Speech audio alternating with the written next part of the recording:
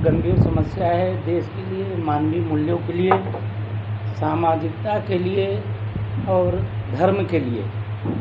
ये मानवीय मूल्यों के साथ में जो खिलवाड़ हो रहा है, जो इस समय एक याचिका सुप्रीम कोर्ट में दायर की गई है, वो याचिका न समाज के हित में है, न धर्म के हित में है, न मानवता के लिए हित में है, न मानवीय मूल्यों पर कहीं भी वो खरा उतरने वाला है। और जो आज होने जा रहा है, ये युग बदलता गया, सदियां बदलती गई, परिवर्तन होता गया, राक्षसों का भी युग आया, अराजकता बढ़ी समाज में, बहुत सारे जो है उतार चढ़ाव आए। लेकिन ऐसा उतार चढ़ाव जो इस समय हमारे भारत देश में माननीय उच्च न्यायालय के द्वारा कृत्य होने जा रहा है, वो कभी नहीं देखा सुना गया।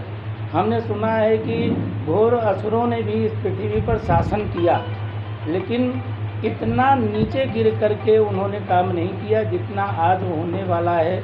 इसके लिए बड़ी मन में वेदना है, और जो लोग इस बात को सुन रहे हैं, जान ले रहे हैं, वो लोग भी बड़े कष्ट में हैं, त्रसित हैं। ये बात मैं आप लोगों को अवगत कराना चाहता हूँ कि माननीय उच्च न्यायालय में, सुप्रीम कोर्ट में एक याचिका दायर की गई है, जिसमें समलैंगिकता के लिए पुरुष पुरुष से विवाह करेगा, स्त्री स्त्री से विवाह करेगा, जो समाज को खोखला कर देगा, समाप्त कर देगा, नष्ट कर देगा, ध्वस्त कर देगा।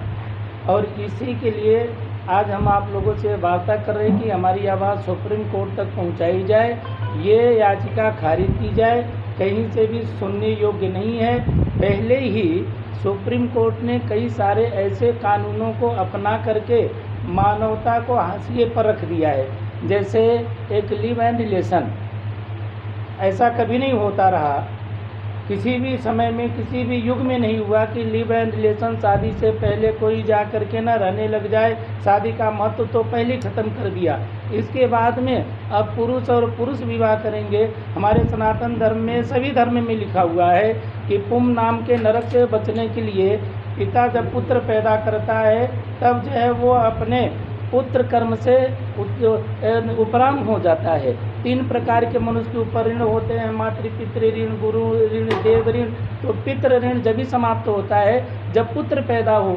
अब पुरुष पुरुष विवाह करेंगे तो उसमें पुत्र कहाँ से पैदा होगा? तो कोई पितृ ऋण से ऋण ही नहीं होगा, और ऋण न होने से ऋणी होकर के मरते मरते संसार सृष्टि समूल नष्ट हो जाएगी। तो इसलिए मैं यहाँ कहना चाहूँगा कि जो सर्वोच्च न्यायालय ने, उच्च न्यायालय में जो याचिका चल रही है समलैंगिक को लेकर के, वो समाप्त की जाए, उसको तत्काल खारिज किया जाए। कहीं से सुनने योग्य ही नहीं है वो। आप लोगों ने देखा होगा कि वृक्षों में भी, पेड़ों में भी नर और मादा होते हैं, पशुओं में भी, जीव जंतुओं में भी नर और मादा होते हैं, मनुष्यों में भी पुरुष और स्त्री होते हैं।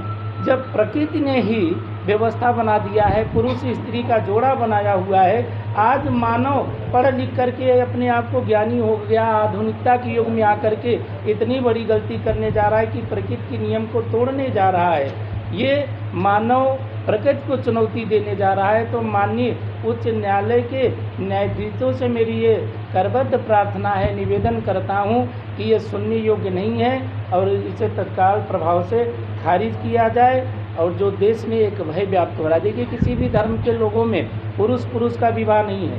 पहले ही 77 धारा को ख़त्म करके कोर्ट ने उन्मुक्तता को तो जो है स्वतंत्रता प्रदान कर ही दी है।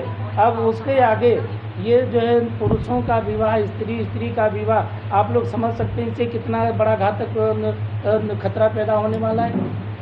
इससे क्या क्या हो सकता है, इसके लिए कभी जो है बैठ करके सब चिंतन करें। समाज के लोग जागृत हों और इसका विरोध करें। ये कानून बनना ही नहीं चाहिए। किसी तरह से पुरुष और पुरुष का विवाह करने की अनुमति कोर्ट से मिलनी ही नहीं चाहिए। मैं ये बात रखने के लिए यहाँ आप लोगों के सामने उपस्थित हुआ हूँ कि क्या बोलते हैं इसको, समलैंगिक विवाह जो होने वाला है, ये कानून बनने वाला, ये याचिका तत्काल प्रभाव से पूर्ण रूप से खारिज होनी चाहिए।